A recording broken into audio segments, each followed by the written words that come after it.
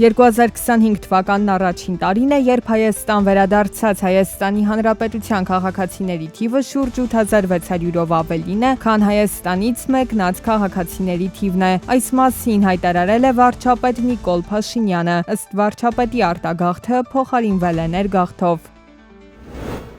Մոսկվան ակնկալում է շարունակել համագործակցությունը Երևանի հետ ինտեգրացիոն նախագծերի շրջանակում, մասնավորապես Եվրասիական տնտեսական միությունում, հայտարարել է Ռուսաստանի նախագահի մամուլի քարտուղար Դմիտրի Պեսկովը։ Ռուսական կողմը բազմիցս ընդգծել է, որ Հայաստանը չի կարող համատեղել անդամակցությունը ԵՄ-ին եւ ԵԱՏՄ-ին։ Մոսկվան Եվրամիության անդամակցելու Հայաստանի մտադրության մասին օրենքի ընդունումը դիտարկում է որպես Եվրասիական միությունից դուրս գալու գործընթացի սկիզբ։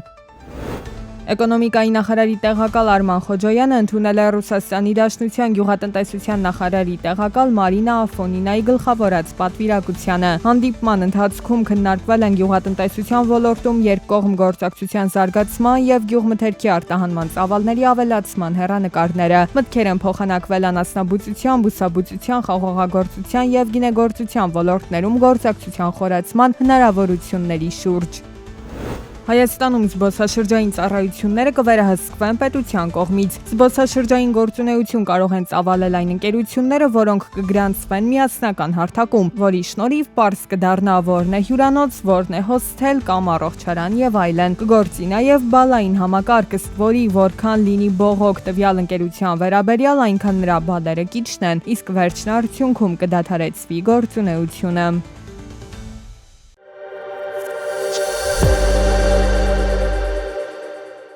Միացյալ Նահանգների ներկայացուցիչների պալատը ընդունել է բանաձև, որով արգելափակվում են նախագահ Դոնալդ Թրամփի կողմից Կանադայի դեմ սահմանված մաքսատուրքերը։ Փաստաթուղթը ուղարկվել է Սենատ հետագա քննարկման եւ քվեարկության համար։ Սակայն վերլուծաբանների գնահատմամբ բանաձևի օրենք դառնալու հավանականությունը փոքր է։ Սպասվում է, որ Թրամփը վետո կդնի դրա վրա, եթե այն հաստատվի Սենատի կողմից։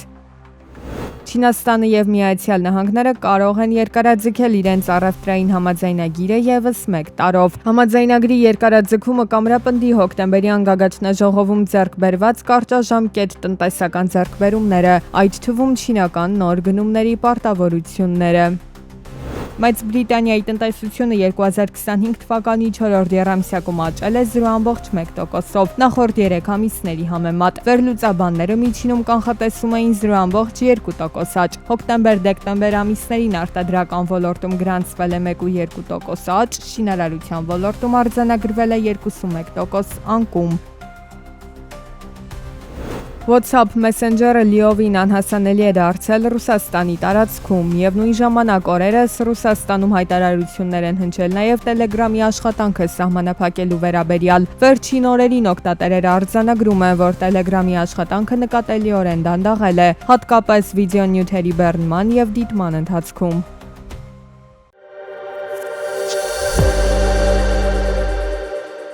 Տղաների թիվը համալսարաններում տարեցտարի նվազում է։ Մասնագետները մտահոգ են բարձրագույն ուսումնական հաստատություններում քչերն են ցանկանում շարունակել կրթությունը։ Այս միտումը պայմանավորված է մի շարք գործոններով։ Տղաներից շատերը նախընտրում են հնարավորինս արագ մուտք գործել աշխատաշուկա, ֆինանսական անկախություն ձեռք բերելու նպատակով։ Աշխատանքային միգրացիան նույնպես զգալի ազդեցություն ունի։ Շատերը դեռ ուսանողական տարիքում մեկնում են արտերկիր, ավելի բարձր վարձատրությամբ աշխատանք գտնելու։ Բացի այդ, շատերի համար բարձրագույն կրթությունը չի ընկալվում որպես արագ արդյունք ապահովող ներդրում, հատկապես երբ աշխատաշուկայում պահանջարկ ունեն նաև մասնագիտական եւ արհեստագործական հմտությունները։ Մեր մոտ զարգանում են տարբեր կրթական ծառայություններ առաջարկող կազմակերպություններ, լիցենզավորված, ոչ լիցենզավորված, մարդիկ այսօր ժամանակ չեն ծախսում դասական ակադեմիկական կրթություն ստանալու վրա, որոշակի դասընթացային կենտրոններում ստանում են տարբեր մասնագիտություններ, որոնք ավելի մրցունակ են, պահանջված մասնագիտություններ կաշխատաշուկայում լավ արձակող, որոնք բուհական համակարգը չի առաջարկում։ Ի տարբերություն տղաների, աղջիկները վերջին տարիներին ավելի ակտիվ են ներգրավվում բարձրագույն կրթության համակարգում։ Մասնագետների վկայաբերած վիճակագրությունը ցույց է տալիս, որ համալսարաններում աղջիկ ուսանողների թիվը ոչ միայն չի նվազում, այլև որոշ ոլորտներում զգալիորեն աճում է։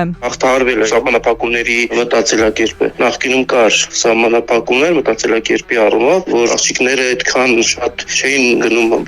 ուսումնական հաստատություններ սովորելու, բայց այսօր այսօր 21-րդ դարի զարգացման տեմպերը նպաստում են դրան, որ մտածելակերպը ընդհանուր փոխվել է եւ աղջիկներն ավելի մոտիվացված է մասնագիտություն ստանալ, ֆինանսական առումով կայուն դառնալ, սեփական աշխատանք ունենալ ու ինչը դրական է։ Այնուամենայնիվ մասնագետները զգուշացնում են, սեռային նման անհամաչափությունը նույնպես կարող է խնդիրների հանգեցնել։ Եթե մի շարք ոլորտներում տղաների մասնակցությունը շարունակաբար նվազի, իսկ աղջիկների թիվը աճի, դա կարող է ազդել մասնագիտական բաշխման եւ աշխատաշուկայի հավասարակշռության վրա։